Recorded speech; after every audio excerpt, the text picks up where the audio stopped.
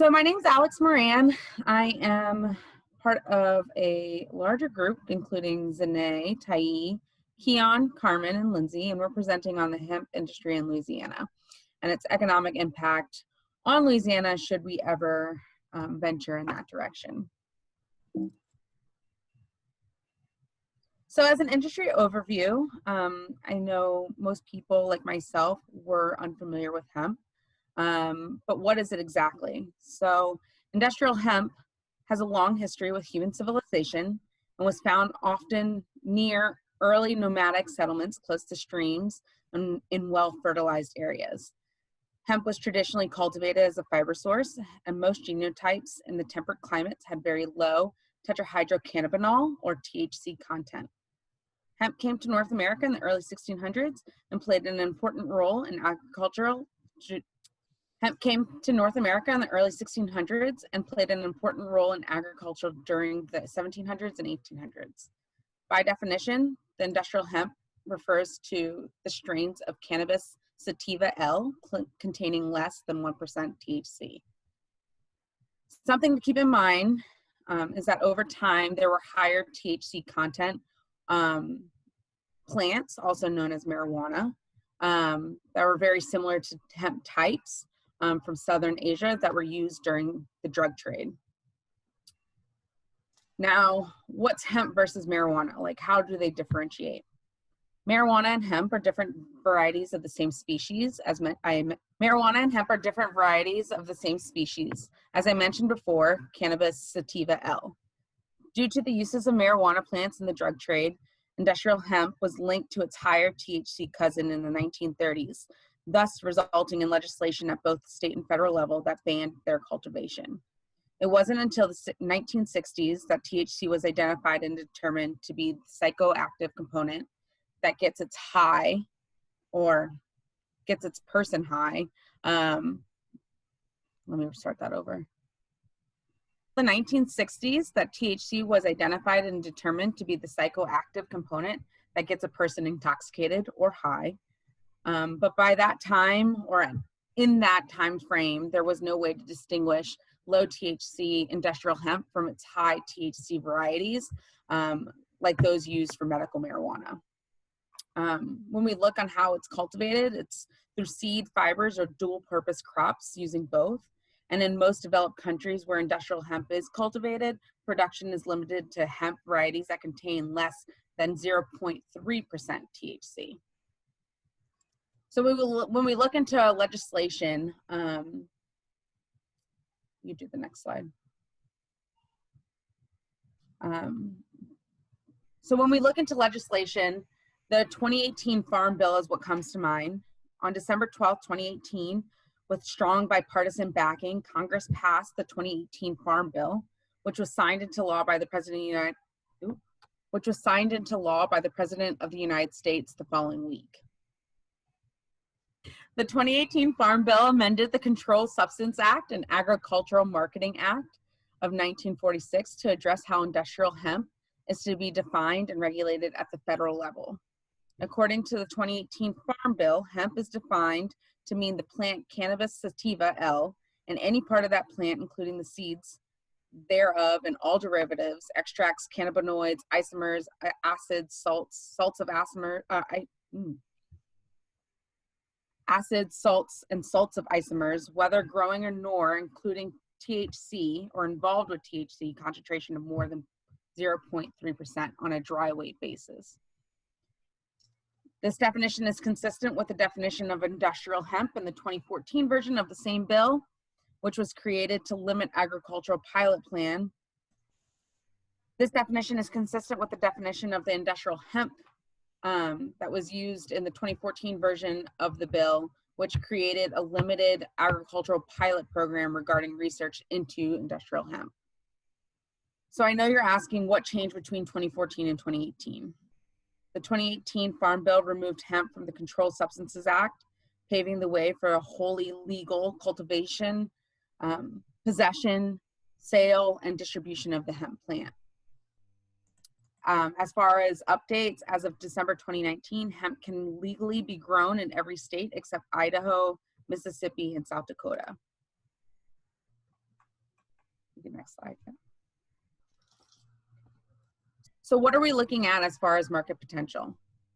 When looking and investigating gross value, the USDA and various land grant universities and state agencies, for example, Arkansas, Kentucky, Maine, Minnesota, North Dakota, Oregon, and Vermont, have conducted several feasibility and marketing studies. More recent marketing reports indicated that the estimated gross value of hemp production per acre. So what are we looking at as far as market potential? In gross value, the USDA and various land grant universities and state agencies, for example, Arkansas, Kentucky, Maine, Minnesota, North Dakota, Oregon, and Vermont, have conducted several feasibility and marketing studies. More recent marketing reports indicate that the estimated gross value of hemp production per acre are increasing, which we will explore in later slides. Total sales in the U.S. hemp industry in 2017 were upwards of $820 million. Within that total, the numbers break down to $190 million for the sales of hemp-derived CBD products, $181 million for personal care products, and $137 million for hemp food products. Food sales were led by the snack food category, and industrial product sales were led by the automotive category. On the slide, you'll see the statistics for the 2019 year in the hemp industry, with the most impressive really being that $344 billion in total global cannabis consumer expenditures, and only taking into consideration the legal and illicit sales of those products. Yeah, that's it. Hemp is regulated by many agencies, but today I'll focus on the United States Department of Agriculture, as it is one of the main agencies that deal with the mass issues of hemp industry. Under the USDA, hemp farmers must abide by rules such as being licensed under the state or USDA hemp program, not being or hiring a person convicted of a felon, providing the hemp acreage to let the agency know how much is being grown, and etc. But one main concern with USDA is its testing procedures and requirements. Because testing procedures varies from state to state, the laws seem to get a little complicated. For instance, drugs must be tested by a Drug Enforcement Administration registered laboratory, but the USDA realizes that the statistical uncertainties that come with sampling and testing a hemp crop for THC. The plant must have a THC limit of 0.3% or lower. Anything higher is considered a hot crop and must be destroyed.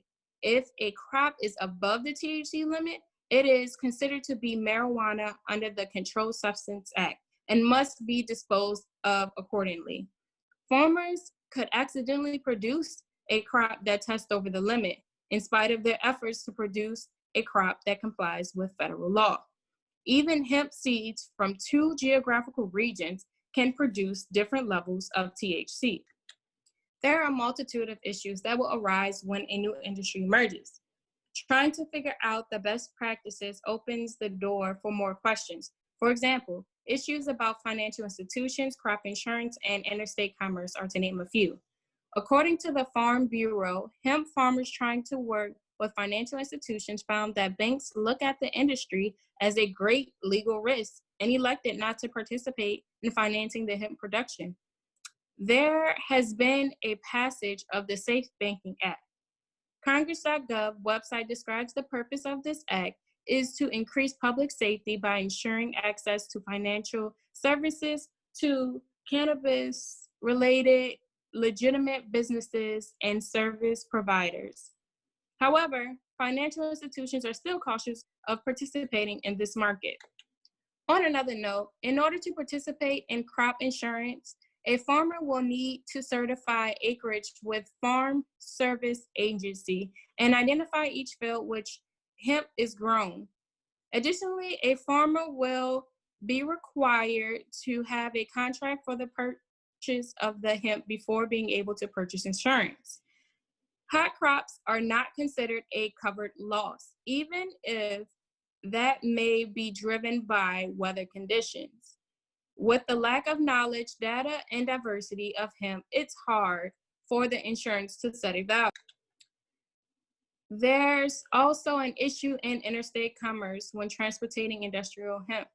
While it is legal in some states and at federal level, there are other states where it is illegal.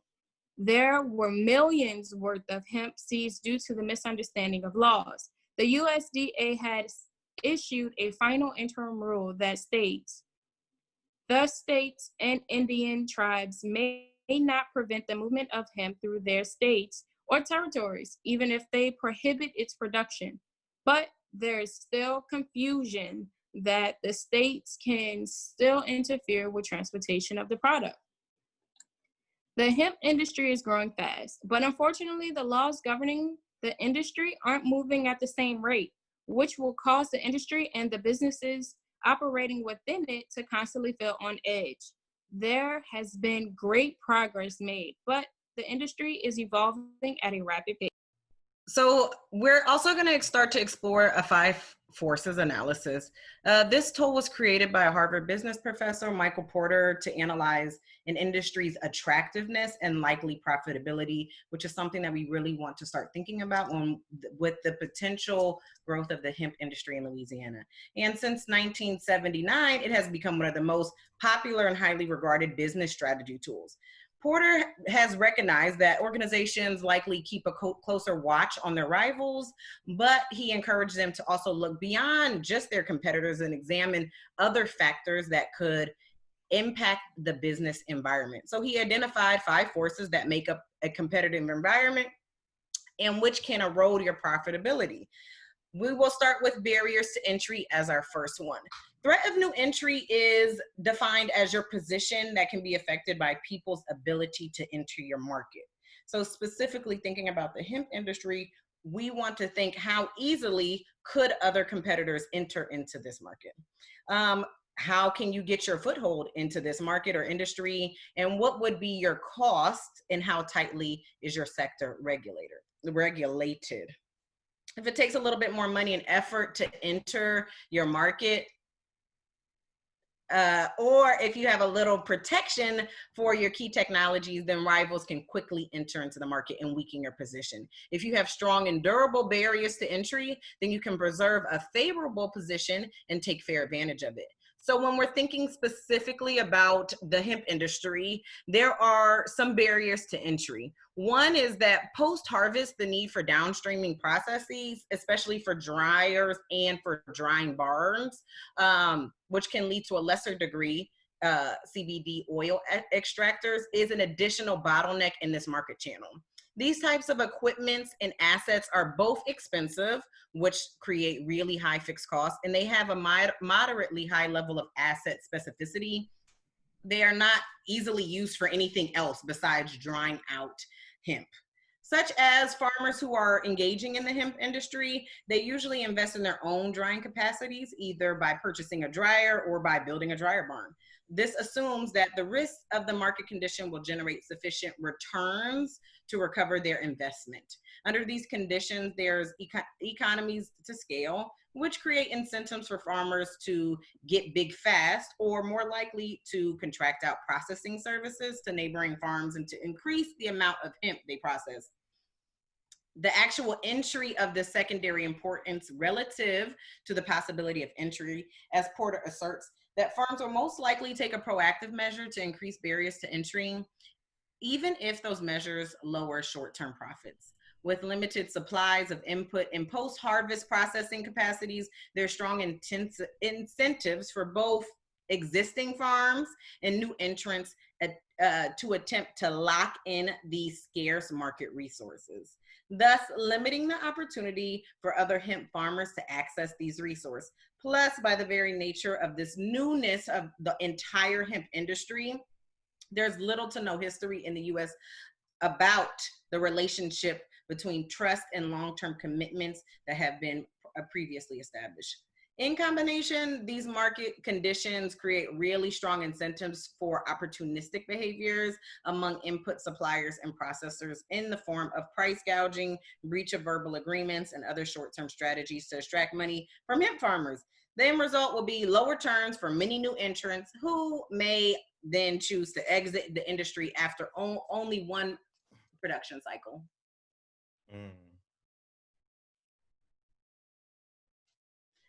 The second step to the 5 forces model is substitutes. So this threat mostly refers to the likelihood for your customers to find out a different way of doing what you do. For example, if you supply a unique software product that automates an important process, many people may substitute it by doing the process manually or outsourcing it. A substitution that is easy and cheap to make can weaken your position and threaten your profitability. The medical use of CBD is really still being researched. In 2018, the FDA approved the first ever legal use of CBD-based drugs, Epidiolex, a medication for certain forms of epilepsy. Additionally, clinical trial work has been researched around CBD as it can be a treatment for anxiety, insomnia, chronic pain, and nearly 30 other medical applications.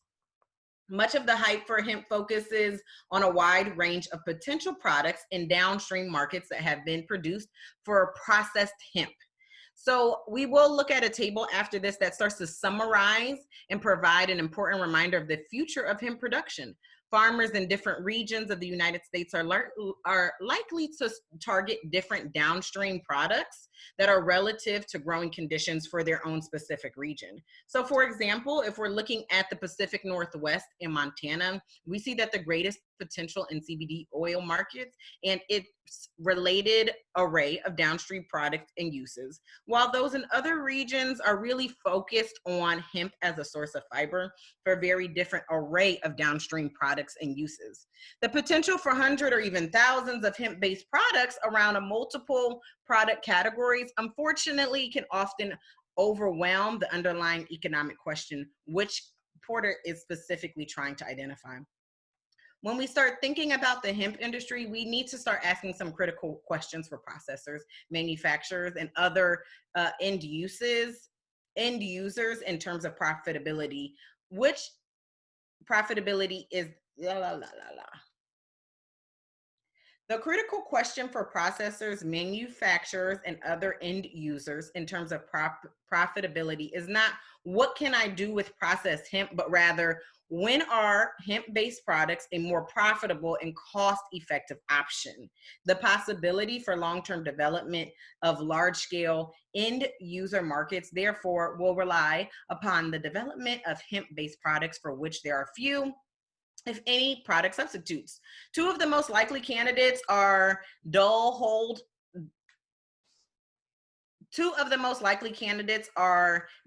hemp seeds for food and for CBD oil. With hemp seeds, the general interest is eating well, functional foods, and this new idea of superfoods. This has been a huge trend over the last decade in America.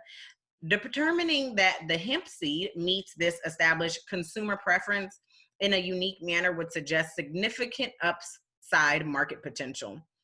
And some other researchers such as Turney and Small have noted that dietary advantages of hemp seeds and hemp seed oil are quickly gaining traction and acknowledgement within North America, and the sale of hemp seed products are rapidly increasing. Hemp seed has a strong potential to be really a superfood, and with few substitutes, as it offers consumers a food product that is, one, an excellent source of omega-3s and omega-6 fatty acids. Two, it's a plant-based protein with all essential amino acids. And three, it really contains a lot of antioxidants, vitamins, and other nutritional benefits.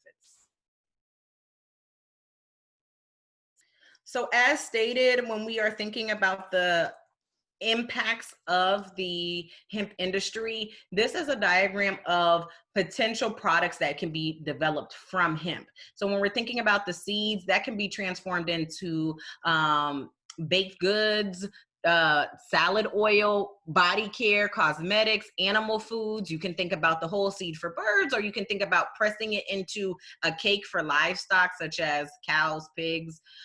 We also are thinking about making the seed into acid-based dietary supplements and specialty industrial oils. When we think about the hemp bark, that can be used as plastic mold products, which is a huge challenge that we're having right now with an influx of plastic in our market and in our environment. We can use the pulp to make specialty papers. We can even think about construction fiberboard. We can use them as we are thinking about landscaping and for coarse textiles, so any upholsteries or carpets in our homes. We can also think about the bark as fine textiles, so things that, you know, we keep in our homes that may be even more fancy. When we're thinking about the hemp industry, we can also use the woody stem core of the hemp product. So for animal bedding, for thermal installation, and for construction in general. We also can use the female flora for medicinal CBD, cannabinoids, for essential oils. That's huge right now. And insect repellent, people who like to hike and things like that, be outside with animals. Also, we can use the entire plant for alcohol, totally viable here in Louisiana, and fuel. So we can really use many parts of the hemp plant for a larger production development. The model, when we're really thinking about Porter's contributions, is the supplier and the buyer. So we're going to talk about both. The supplier has a certain level of power that is determined by how easily it is for your suppliers to increase their prices. We're really starting to think about how many potential buyers do I have? How unique is the product or the service that they provide? How expensive would it be to switch from one supplier to another? The more that you have to choose from, the easier it will be to switch to a cheaper alternative. But the fewer suppliers there are, the more you need help and the stronger their position and ability to charge more. This can impact your overall profit. The third force identified by Porter is the bargaining power and input suppliers, vice versa, the negotiating position of a firm. The greater the bargaining power of a firm's suppliers, the greater is the threat to the firm's margin and ability to be profitable. In general, certification of seed strengthens the bargaining position of suppliers, as they can charge a real premium price for lower risk and lowered uncertainty that is a result of certification. So for hemp farmers, we're really thinking about how reliant this source is in terms of our inputs and whether or not price premiums are yet again a threat to our overall margins. But there are other factors that play in this newly emerging industry. Many CBD oil extractors and would-be marketers of CBD oil-based consumer products have recognized that their farmers are in need of high-quality seeds and clones to produce and meet the demand for high volumes of CBD oil. This has created an alternative market arrangements that have been curtailed by some supplier bargaining power. Anecdotal evidence really has provided us with some examples of downstream firms contracting directly from the farmers, offering to supply seeds, and more importantly, to bear some of the production risks, either through crop share or through cost share arrangements. In some cases, farmers have even entered into contracts where farming arrangements in which they negotiated direct payment to their services, i.e. land, labor, or equipment to help grow their hemp. While their partner has supplied inputs and assumed most of the product's risk to retain ownership of the harvested crop. Hence, with these alternative market arrangements, some farmers have been able to curtail the bargaining power of others and thus have had to create a real management strategy for protecting profitable margins for their operations. The other aspect of the five forces model, which is number 4, is the buyer's power. So here you got to really ask yourself, how easy is it for the buyers to drive your prices down? How many buyers are there? How big are the orders? How much would it cost for them to switch from your product to services of the rival? Are buyers strong enough to really dictate terms to you? When you deal with only a few savvy customers, they have more power, but your power increases if you have a lot of customers. The 2019 hemp market presents a textbook example of bounded rationality, a market condition where the seller buyer are both trying to make market decisions with very incomplete and inadequate information.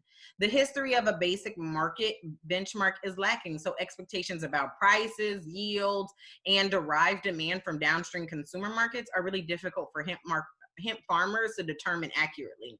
This was stated by Shepard and Mark in 2019. With imperfect information, the ability to really make good choices is impeded and mistakes will inevitably be made. But the burden of those mistakes will likely disproportionately really be borne onto the farmers. Given the tenfold increase in the market conditions in 2019 that have flipped from previous years, farmers are really competing for buyers. Any mistakes made during production and harvest will rest with the farmer. Is the THC level too high? That's really going to be a burden placed on farmers. And so buyers are legally obligated to seek other sellers. The farmers are left with a harvest that has no viable market. CBD production too low, buyers can find other farmers that have higher oil content in their plant biomass. While some farmers with raw product that has relatively low CBD content become a supplier for residual secondary market, their crop will be price discounted or not purchased at all. And even those farmers with a viable product are at a disadvantage. And there's a little information about market prices, which favor the buyers who, as market aggregators, are better positioned to gauge the market conditions, estimate demand, and opportunistically take advantage of the inadequate price information. The last force that Porter points out in the 5 forces model, when we're thinking specifically about the hemp industry, is our competitive rivalry. This looks at the number of strengths of your competitors. How many rivals do you have? Who are they? How does their quality of their product and services compare to ours? Where rivalry is intense, companies can attract customers with aggressive price cuts and high impact marketing campaigns. So in markets with a lot of rivals, your suppliers and buyers can go elsewhere. They feel that they're not getting a good deal from you. And on the other hand, where competitive rivalry is minimal and no one else is doing what you do, then you likely have a tremendous amount of strength and healthy profits. So really thinking about this in relationship to the hemp industry, specifically for Louisiana, we have to think about 4 different areas. So one is the use of high volume and low margin strategies. So thinking about the hemp industry, operators have reported the need to expand planted acres to remain competitive in pricing. When we think about the ability to control stock on hand, hemp industry operators must exercise supply chain and inventory management, ensuring that harvests do not sit in warehouses and spoil. When we think about effective product promotion, since all hemp is essentially substitutable, industry operators must work to differentiate their cultivation from other competitors. Lastly, when we start thinking about must complying with government regulations, industry farmers must comply with federal guidelines regarding the percent content of THC, an active chemical of marijuana, and their hemp harvest. Well, within their hemp harvest. And so shipments of over 0.3% of THC are actually considered illegal. When we think about our competitive landscape, there's 4 areas that we really need to think about. Profit. So despite high expectations, the industrial hemp production industry generates relatively low profits. Wages. So labor represents a largest cost for hemp production industry. So we need to take that into account. Purchases. While the industrial hemp production industry is relatively labor intensive industry, industrial farms incur moderate production costs and depreciation. The industrial hemp production industry has moderate to high depreciation costs due to the industry's high initial capital costs. Lastly, I want to note that in Porter's 1979 5 forces model, the basis of competition and rivalry among industry exists in firms that have direct effect. As noted by Porter in his analysis of the 5 forces model, the basis for competition and rivalry among the industry's existing firms have a direct effect on the firm's potential market margins and profitability. If competition is primarily price-based, margins are squeezed as each firm attempts to capture market share by lowering prices while attempting to maintain margins by cutting costs. Alternatively, market rivalry can be based upon product differentiation, product service bundling, or other non-price market strategies. The emerging U.S. hemp market, in which the market demand has far exceeded available supply, rivalry has become much more focused on firms competing to secure input supplies and accessing post-harvest processing services. Demand for certified seeds and clones of specific feminized varieties has far exceeded supply, which has led and will likely continue to create problems for farmers looking to meet the market demand being driven by CBD oil craze. Supply shortages mean that farmers who can assess these inputs will likely pay a higher price for them. The industrial hemp production industry exhibits a low level of market share concentration, such like the majority of the agricultural sector in the United States. No major player exhibited has recorded a market share greater than 5% in industry revenue. This is due to the fact that since 2018, this industry has become extremely saturated, with both the number of operators and the total acres planted soaring since then, which has diluted the individual operators' market share. Moreover, due to such strong increase in acreage, most major players have discussed the need to continue expanding acreage to remain competitive, which drives the unit of revenue per acres down, limiting industry players' returns. This is not expected to change or shift drastically in the next 5 years. However, it is worth noting that downstream CBD processing industry is highly concentrated, oftentimes with vertically integrated industry players consuming 100% of their hemp production in internal operations. Revenue earned from CBD processing is not included in this industry. Now,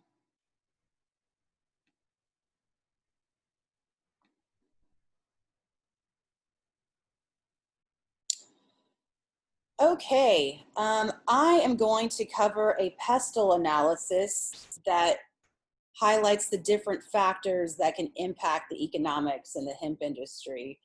So in a pestle analysis, there's several different factors that come into play when looking at economical impacts. And those are political, economic, social, technological, environmental, and legal. With regards to political, these are all about how and to what degree a government intervenes in the economy. This can include government policy, political stability or instability, an overseas market, foreign trade policies, tax policies, labor law, environmental law, trade restrictions, and so on. So from the list above, it's clear that political factors often have an impact on organizations and how they do business. Organizations need to be able to respond to the current and anticipated future legislation and adjust their marketing policy accordingly. With regards to the economic factors, those have a significant impact on how an organization does business and how profitable they are. Economic factors include economic growth, interest rates, exchange rates, inflation, disposable income of consumers and businesses, and so on. Economic factors can be further broken down into macroeconomical and microeconomical factors. Macroeconomical factors deal with the management of demand in any given economy. Governments use interest rate control, taxation policy, and government expenditure as their main mechanisms they use for this. Microeconomic factors are all about the way people spend their incomes. This has a large impact on B2C organizations in particular. Social factors, also known as socioculture factors, are the areas that involve the shared belief and attitudes of a population. So these factors can include population growth, age distribution, health consciousness, career attitudes, and so on. These factors are of particular interest as they have a direct effect on how marketers understand customers and what drives them. Technological factors, so we all know how fast the technological landscape changes and how this impacts the way we market our products. Technological factors affect marketing and management thereof in three distinct ways: new ways of producing goods and services, new ways of distributing goods and services, new ways of communicating with target markets. I think it's also important to note too, in areas where technology is maybe in conflict or not able to be present in a certain economy. And we'll get to that specifically with hemp when we get to that slide. But I just wanted to also acknowledge that sometimes technology doesn't have a place in an emerging industry just because of the type of work involved. And so more on that later. Now with the environmental factors, these factors have only really come to the forefront in the last 15 years or so. They've become important due to the increasing scarcity of raw materials, pollution targets, doing business as an ethical and sustainable company, carbon footprint targets set by governments. This is also a good example of where one factor could be classified as political and environmental at the same time. These are just some of the issues marketers are facing within this factor. More and more consumers are demanding that the products they buy are sourced ethically and, if possible, from a sustainable source. And then the last with the pestle analysis is the legal factors. Legal factors include health and safety, equal opportunities, advertising standards, consumer rights and laws, products labeling, and product safety. It is clear that companies need to know what is and what is not legal in order to trade successfully. If an organization trades globally, this becomes a very tricky area to get right, as each country has its own set of rules and regulations. So now that we have an understanding of the different factors that go into a pestle analysis, let's look at some of the ways that each of these factors will present impacts on the emerging hemp economy in Louisiana. So the political factors. In 2018, there was a farm bill that amended the Controlled Substance Act and Agricultural Marketing Act of 1946 to address how industrial hemp is to be defined and regulated at the federal level. So what this did was it legalized hemp as an agricultural commodity while removing it from the list of controlled substances. So this amendment also directed the Federal Crop Insurance Corporation, the FCIC board, to streamline processes for developing hemp crop insurance policies, because prior to that, when hemp was listed as a controlled substance, it was uninsurable. This amendment will also direct the USDA to determine economic viability of a domestic hemp market.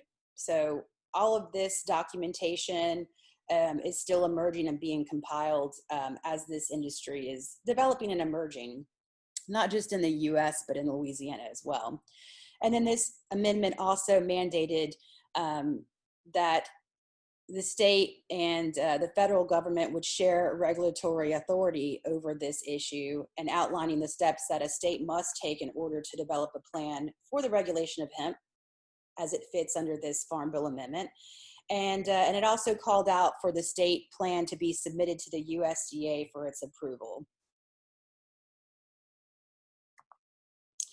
So now when we look at some different economic factors within the pestle analysis and how they impact the hemp industry in Louisiana, it's good to notice or to highlight again that the hemp industry is an emerging industry in Louisiana.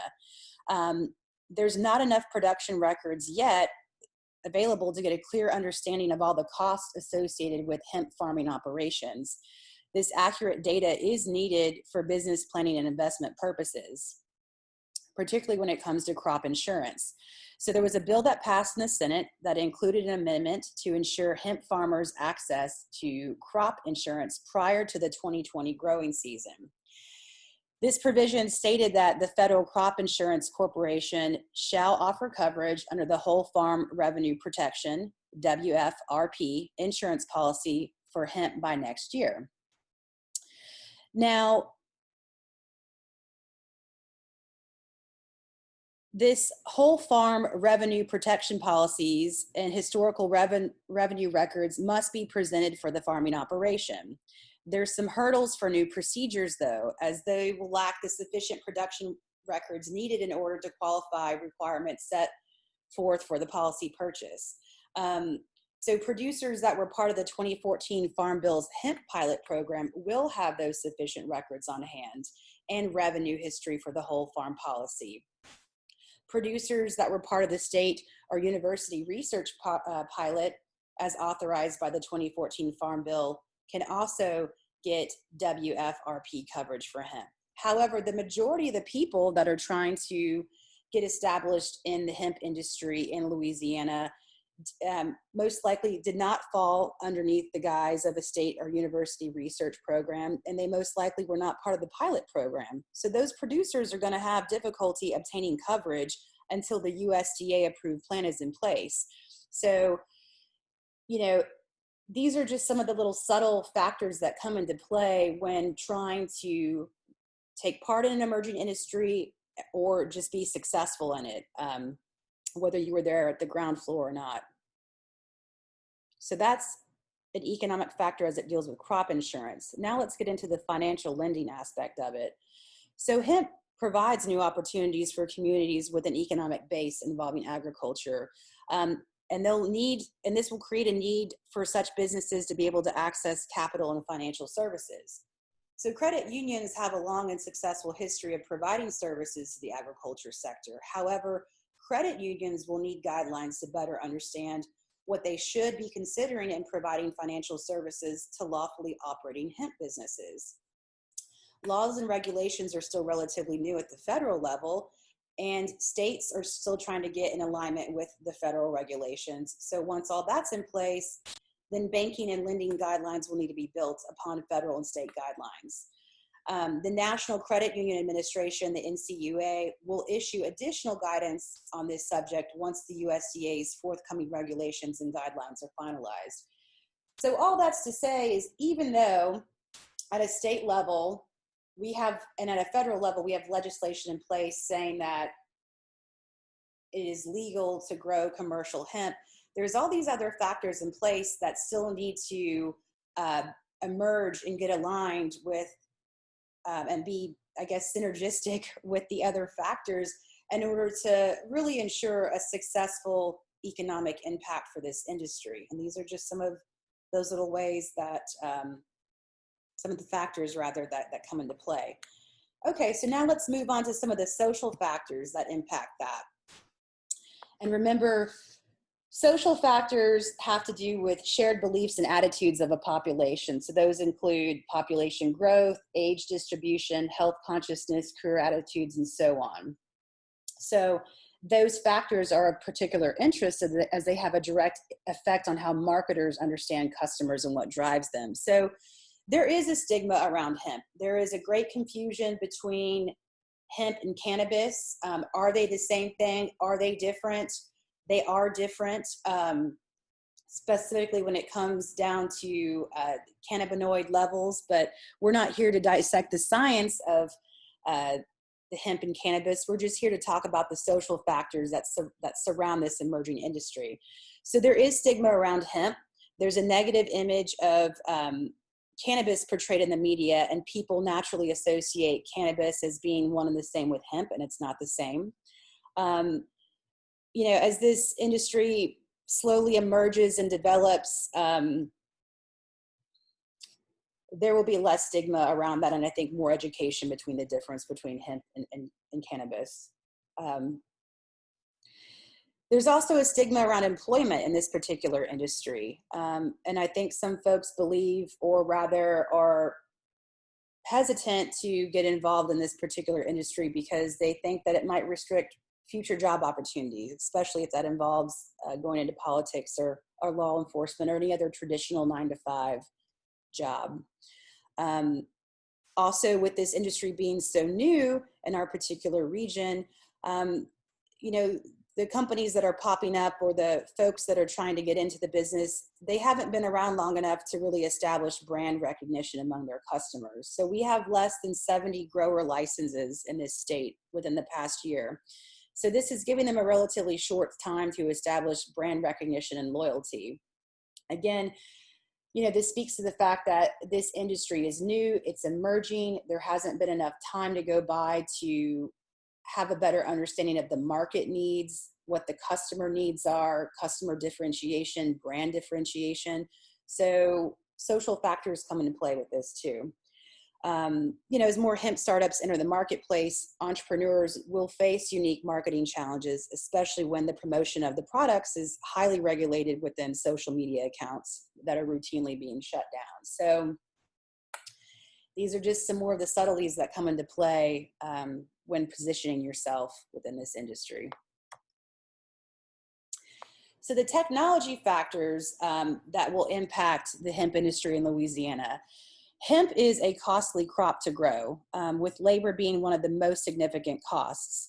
Historically, hemp has been harvested by hand and hung in barns to air dry. This process is both slow and inefficient. And currently, there's no synthetic pesticides labeled for hemp use, making weed, insect, and disease control very labor intensive. So what we're getting at is this plant, because it doesn't have authorized pesticides or technology really emerging yet to offset the labor cost, the hands-on labor cost, it still kind of remains a really costly crop to get into.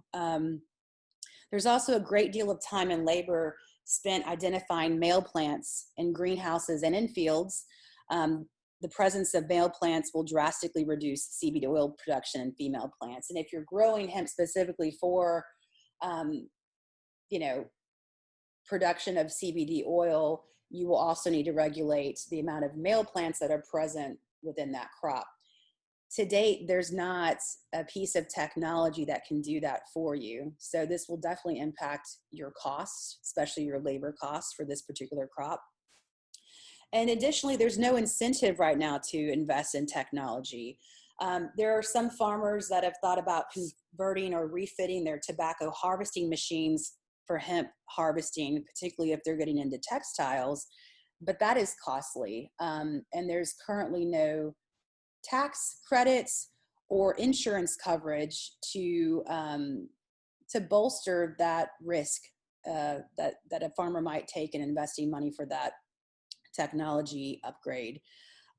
There's also no insurance coverage to recoup expenses for refitting a machine if the hemp production becomes inconsistent due to market volatility and the farmer thinks, well, I'm going to refit this machine to get back into tobacco production. So, without this kind of coverage or insurance around making these investments in technology to branch out into another kind of crop production, farmers are really less inclined or less motivated to spend money in that arena. So let's look at some environmental factors and how that impacts the hemp industry in Louisiana. Again, like I was saying, there's no herbicides that are currently labeled for hemp use. So that means that weed control is going to have to be manual.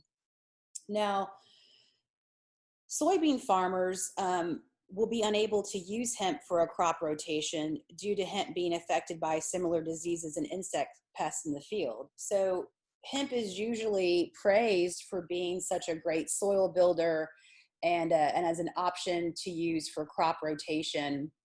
But in Louisiana, where our number one row crop is soybean, we farm about 3.4 million acres of soybean a year.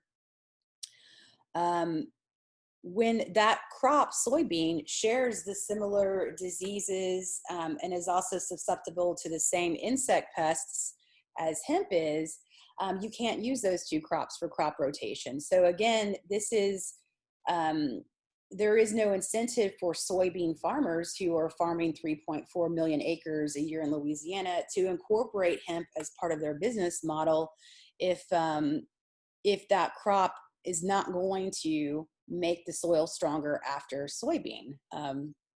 So there's that. Now, the projected use of hemp acreage thus far in the near future in Louisiana will be 80,000 acres. So you can see that vast difference in farming coverage between the two crops.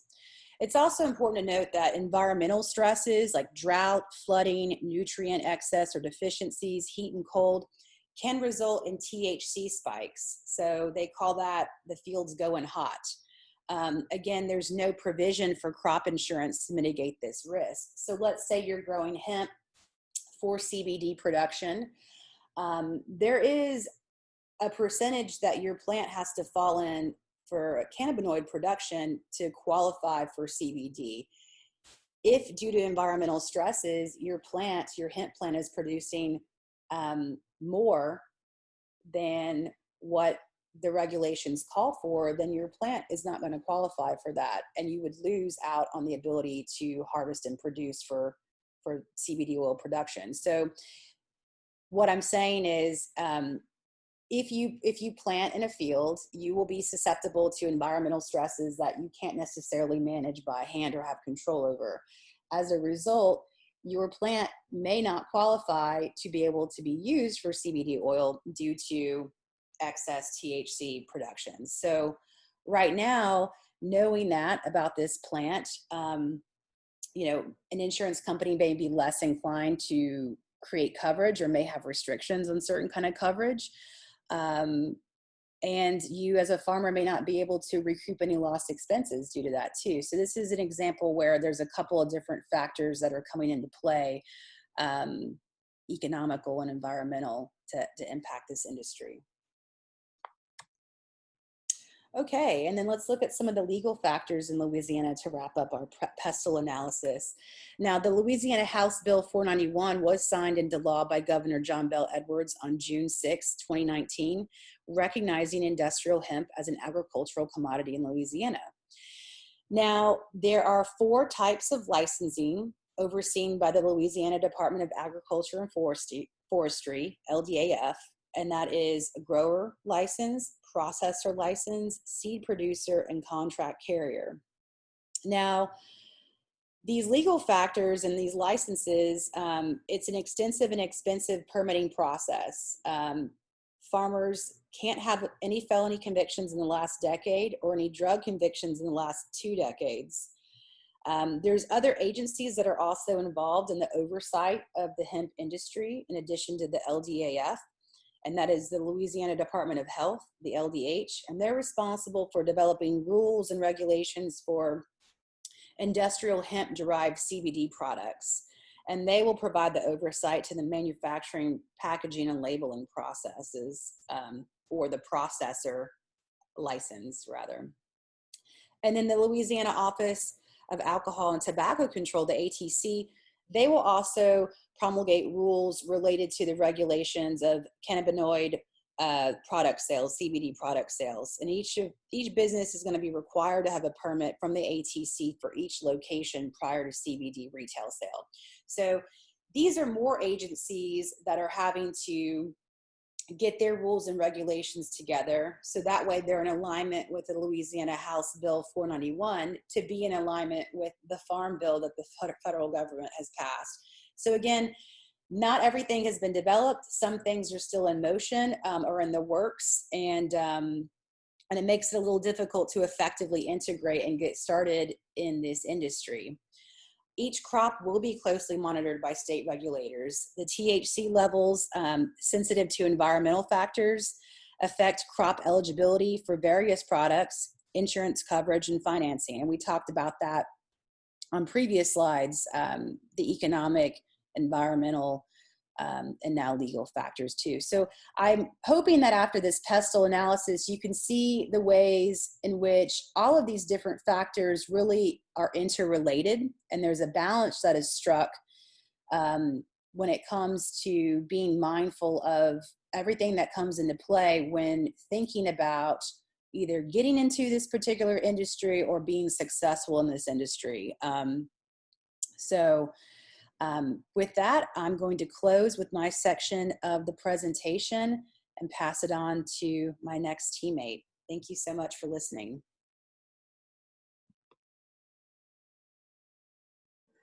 On this slide, we're looking at a breakdown of the 2020 hemp industry product distribution and the revenue created for each product.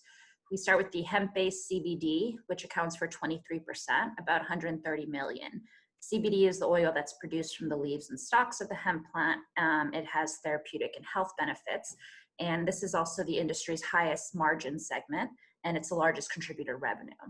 Next are personal care products at 22%, 125 million. This includes soaps, conditioners, balms, creams, etc. And it's predicted as more people are aware of the benefits of CBD, more people will consume these products. Next is industrial applications at 18%, 102 million. This includes the production of hemp paper products and sanitary items. This is considered to be more environmentally friendly than traditional production methods, which in turn has increased its popularity. Next is food products at 17%, 96 million.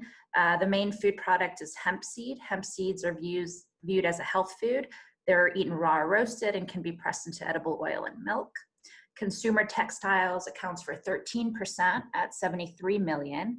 Now this includes hemp fabric, which is used to make clothes, rope, and shoes, for example. Next is supplements at 5%. So this includes hemp oil and other dietary supplements. People consider this to have nutritional benefits, and however, it is a small product segment. So most of these segments are expected to rise over the next 5 years. With the increase in the consumer demand for CBD, this will also increase industry revenue. And consumer demand is also increased when per capita income increases. Now, considering COVID-19, we can probably see a change in the mix of these product segments. With the economic downturn, it's likely to cause a decrease in revenue. People will most likely limit their discretionary purchases. So things such as personal care products are considered more discretionary. So we can see that industry possibly decrease and other industries increase in its place. This slide shows the gross revenue for the hemp industry, as well as the inventory valuation adjustment, which is referred to as IVA. The IVA is an adjustment that's made to corporate profits and to income in order to remove the inventory profits. So that's considered more like a capital gain than it is profits from the current production. When hemp production was legalized under the 2018 Farm Bill, we saw many companies start growing hemp in huge growths. That is expected to stabilize a bit more over the next 5 years. A lot of companies continue to have challenges post-legalization. The demand for hemp has also created an oversupply. So this resulted in a huge price decrease of hemp and decreases the company profits. So companies that were expected to turn a quick profit are most likely going to exit the industry, but I believe the ones that are better suited for the market conditions as active players. Over the next 5 years until 2025, it's predicted that the industry revenue will grow about 4% each year. This slide shows us the industry's production data in terms of percentage change over the years. Because of stringent regulations, the industry hasn't really been allowed to develop well until recently. And you can see here there's a huge amount of growth in the last 5 years. The 2018 Farm Bill removed hemp as a Schedule I controlled substance, and now it's viewed more as a regular agricultural commodity. In this graph, we can see the percentage change increase in various sectors due to this. Overall, the industry rose at a rate of 157.1% over the last 5 years until 2020. So while the demand for hemp products is high, as I mentioned before, the quick growth resulted in an oversupply of hemp, and that in turn decreased the price of hemp significantly. In 2020, the profit is only expected to account for 5.8% of the industry revenue. The industry also has high operating costs, and growers struggled to bring the hemp to market due to regulations.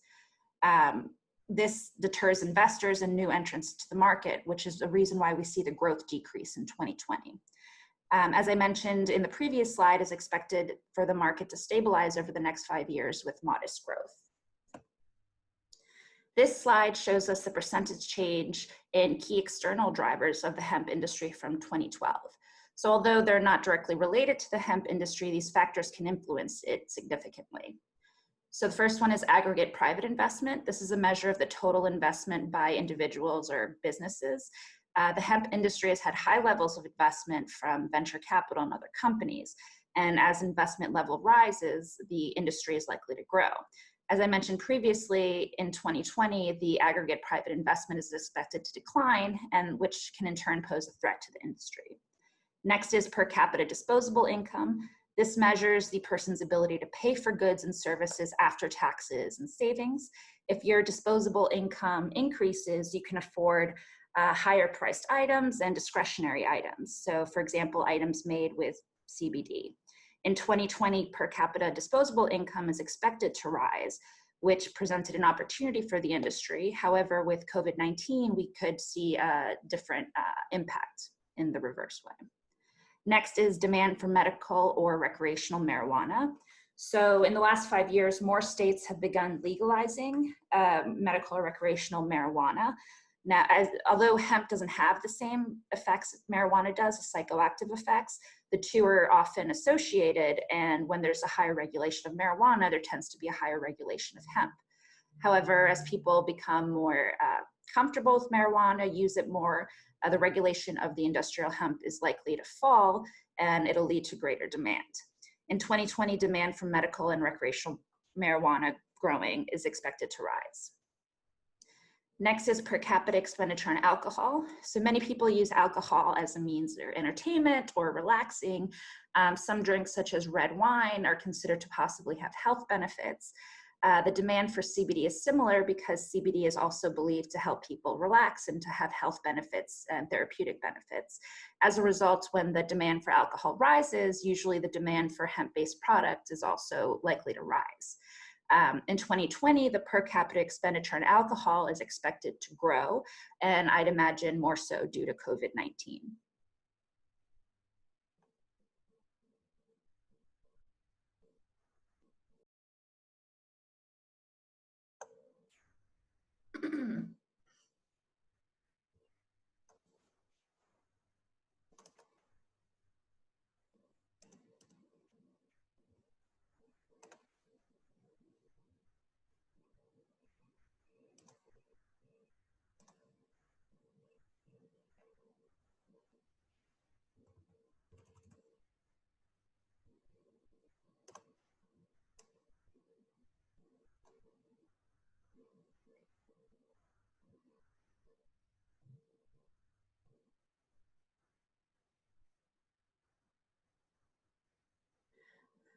On this slide, we're looking at a breakdown of the 2020 hemp industry product distribution and the revenue created for each product. We start with the hemp-based CBD, which accounts for 23%, about 130 million. CBD is the oil that's produced from the leaves and stalks of the hemp plant. It has therapeutic and health benefits, and this is also the industry's highest margin segment, and it's the largest contributor revenue. Next are personal care products at 22%, 125 million. This includes soaps, conditioners, balms, creams, etc. And it's predicted as more people are aware of the benefits of CBD, more people will consume these products. Next is industrial applications at 18%, 102 million. This includes the production of hemp paper products and sanitary items.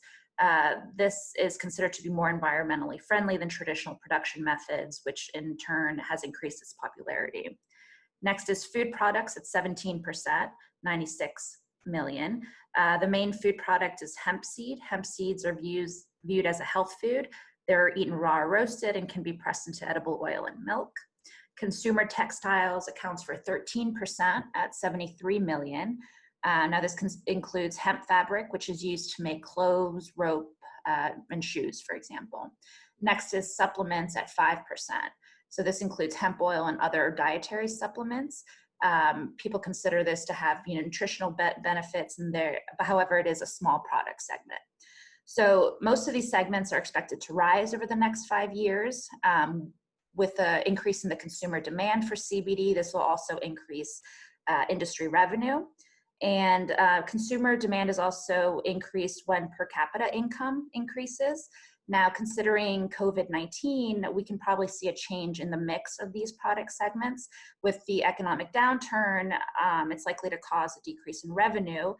People will most likely limit their discretionary purchases. So things such as personal care products are considered more discretionary. So we can see that industry possibly decrease and other industries increase in its place. This slide shows the gross revenue for the hemp industry, as well as the inventory valuation adjustment, which is referred to as IVA. The IVA is an adjustment that's made to corporate profits and to income in order to remove the inventory profits. So that's considered more like a capital gain than it is profits from the current production. When hemp production was legalized under the 2018 Farm Bill, we saw many companies start growing hemp in huge growths.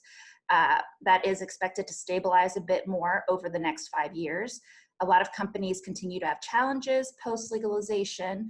The demand for hemp has also created an oversupply. So this resulted in a huge price decrease of hemp and decreases the company profits. So companies that were expected to turn a quick profit are most likely going to exit the industry, but it will leave the ones that are better suited for the market conditions as active players. Over the next 5 years until 2025, it's predicted that the industry revenue will grow about 4% each year. This slide shows us the industry's production data in terms of percentage change over the years. Because of stringent regulations, the industry hasn't really been allowed to develop well until recently. And you can see here there's a huge amount of growth in the last 5 years. The 2018 Farm Bill removed hemp as a Schedule I controlled substance, and now it's viewed more as a regular agricultural commodity. In this graph, we can see the percentage change increase in various sectors due to this. Overall, the industry rose at a rate of 157.1% over the last 5 years until 2020. So while the demand for hemp products is high, as I mentioned before, the quick growth resulted in an oversupply of hemp, and that in turn decreased the price of hemp significantly. In 2020, the profit is only expected to account for 5.8% of the industry revenue. The industry also has high operating costs, and growers struggled to bring the hemp to market due to regulations. This deters investors and new entrants to the market, which is the reason why we see the growth decrease in 2020. As I mentioned in the previous slide, is expected for the market to stabilize over the next 5 years with modest growth. This slide shows us the percentage change in key external drivers of the hemp industry from 2012. So although they're not directly related to the hemp industry, these factors can influence it significantly. So the first one is aggregate private investment. This is a measure of the total investment by individuals or businesses. The hemp industry has had high levels of investment from venture capital and other companies. And as investment level rises, the industry is likely to grow. As I mentioned previously, in 2020, the aggregate private investment is expected to decline, and which can in turn pose a threat to the industry. Next is per capita disposable income. This measures the person's ability to pay for goods and services after taxes and savings. If your disposable income increases, you can afford higher priced items and discretionary items. So for example, items made with CBD. In 2020, per capita disposable income is expected to rise, which presented an opportunity for the industry. However, with COVID-19, we could see a different impact in the reverse way. Next is demand for medical or recreational marijuana. So in the last 5 years, more states have begun legalizing medical or recreational marijuana. Now, although hemp doesn't have the same effects marijuana does, the psychoactive effects, the two are often associated, and when there's a higher regulation of marijuana, there tends to be a higher regulation of hemp. However, as people become more comfortable with marijuana, use it more, the regulation of the industrial hemp is likely to fall, and it'll lead to greater demand. In 2020, demand for medical and recreational marijuana growing is expected to rise. Next is per capita expenditure on alcohol. So many people use alcohol as a means of entertainment or relaxing. Some drinks such as red wine are considered to possibly have health benefits. The demand for CBD is similar because CBD is also believed to help people relax and to have health benefits and therapeutic benefits. As a result, when the demand for alcohol rises, usually the demand for hemp-based products is also likely to rise. In 2020, the per capita expenditure on alcohol is expected to grow, and I'd imagine more so due to COVID-19.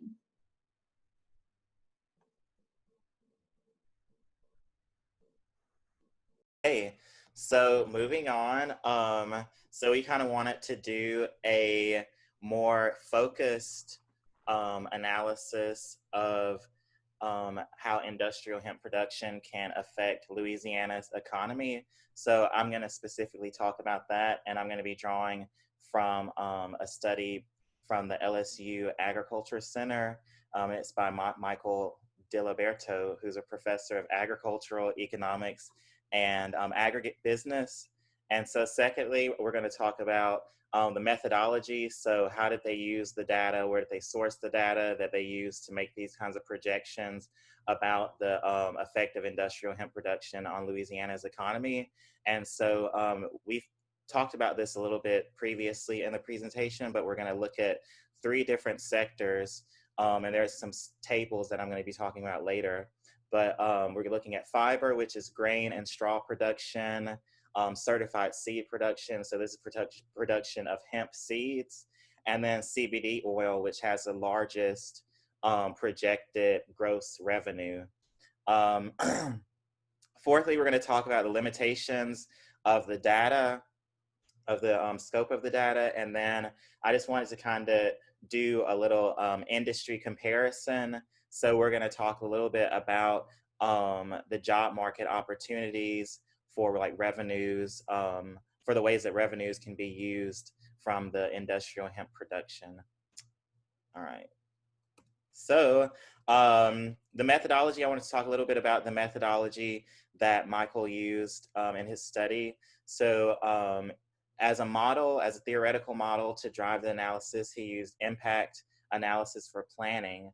So this is a specific type of software that people use, that scientists use to make inference about economic impacts.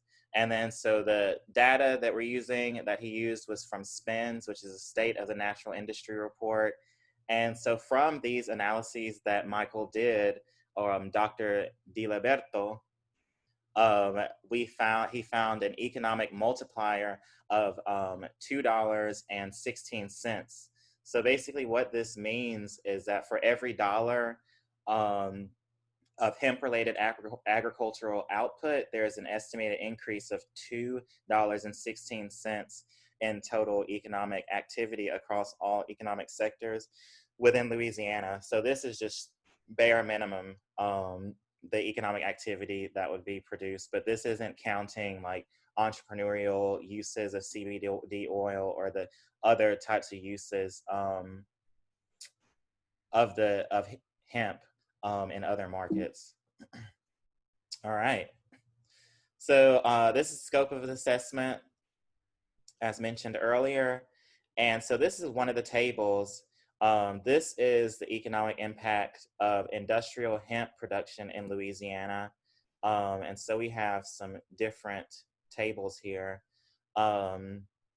So he did some kind of projections.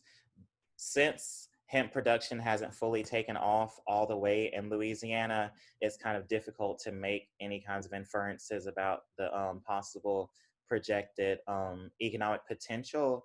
But this is based on the number of acres that would be allocated. So with the 2018 Farm Bill, whenever they start doing more experimentation with industrial hemp production, they basically said, like, we're going to allocate, if we grew this in Louisiana, we would allocate between 200 and 1,000 acres. And so we see the maximum from this would be $600,000 from 1,000 acres. So I'm only paying attention to the maximums, basically. So this is for certified seed production. So this would be producing the unique types of seeds that would be used for the materials that they build from the industrial hemp production. And so we see that this largest potential revenue could be 1.05 million. And so this is the one that I really want to pay attention to, because CBD oil has been used pretty innovatively by different entrepreneurs in the market. And we see that this has the highest potential gross revenue at $105 million. It's a lot of money. Okay. So I wanted to talk a little bit about the limitations of the study before doing an industry comparison. So it is difficult to track sources of revenue from hemp production. So for instance, they don't really track the type of hemp that is the hemp products that are sold in stores like the Body Shop or Whole Foods. So that would be something that wouldn't necessarily be accounted for. This is just straight up like hemp production in farms. And then also yield uncertainty is another factor that could be limiting for the ability to project the economic impact of hemp. because there's uncertainty around the structure of contracts for marketing industrial hemp, especially around CBD production. And then there are also highly variable returns for the individual who's growing hemp. So from season to season, there could be different types of yields, and we see that this is accounted for in the different values in this chart. All right, so I thought this would be kind of fun, just looking at some industry comparisons. So I wanted to look at the food preparation and serving related occupations, and specifically New Orleans, because that kind of employs a lot of people in the state and the city. So this revenue that is gained from hemp production, industrial hemp production, could be used for potential jobs for residents of Louisiana and residents of New Orleans. And so let's take a closer look. Okay, good. So industry comparison. So this information is from the U.S. Bureau of Labor Statistics. And so this is for the New Orleans Metairie area. And accordingly, there are 84,330 employees in the service, food preparation and serving related industry. And the average per hour wage is not very much at $11.84. And so we see an average mean wage per year of $24,000. Like, can you even feed a family on that? I mean, a lot of people do. But so we see total wages paid is $2.08 billion. So this is the, again, the amount of wages that are paid to people who are in the food service industry. And I think New Orleans population is around like 300,000 people. So this is a pretty significant number that are employed in the service industry. So let's look back at these values. According to the projected gross revenue of industrial hemp production for CBD oil, this could yield $226 million on 1,000 acres. And that's just 1.5 square miles, which is not very much at all. And so this revenue could be a very sizable potential job market. So 226 million is approximately 10% of 2.08 billion.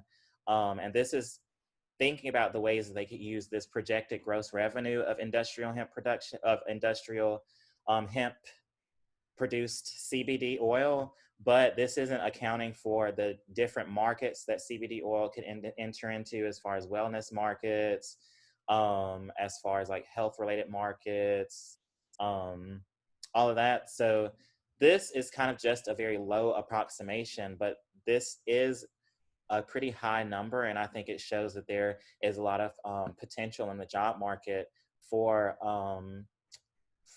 industrial hemp, specifically as it relates to CBD oil. And we already gave you kind of like a rundown of the different products that come from hemp. All right, so in conclusion, we gave y'all a lot of information today. So we talked about the difference between hemp versus marijuana. And so we see that hemp is actually used for like structural materials. So like you can use hemp for a variety of different means. And so we hope that we kind of dispelled any kinds of like stereotypes that you had about hemp. It is it's a very, very useful material, and it's very eco-friendly. And so we also saw some of the ways that policy and government regulation affect the ability for us to even understand the potential economic impact of hemp, industrial hemp production in the United States. And we gave you kind of a little bit of data on hemp production and the impacts that it's had in the US in general. But again, we are limited in our scope to do this analysis because it hasn't been fully introduced in Louisiana. And so some future research could be really interesting as far as the ways that they use the tax revenue that's generated from industrial hemp production. A lot of people do use it for like innovative social impact programming. So for instance, There's ways that people have used it to help people who were formerly incarcerated get jobs in a certain industry. So there's a lot of really interesting ways that people are thinking about using the tax revenue that can be generated from industrial hemp production. And so here's a little bit about our sources. And yeah, thank you for tuning in.